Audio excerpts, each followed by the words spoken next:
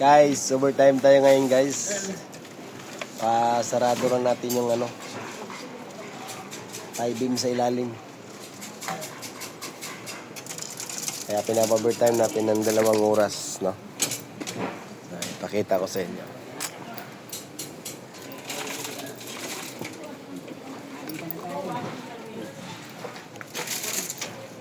Ayan.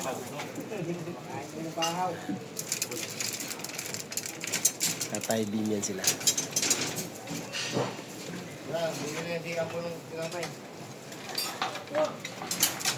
Doon sa kabila, nakaalit ka rin lang to. Overtime ko.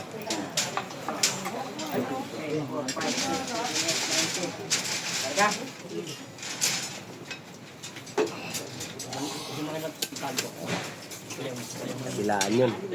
Sa kabila, oh. Okay na? Oo, pa doon. So, shout out. So, nagpabili na tayo ng merinda para pagkatapos ng merinda tayo.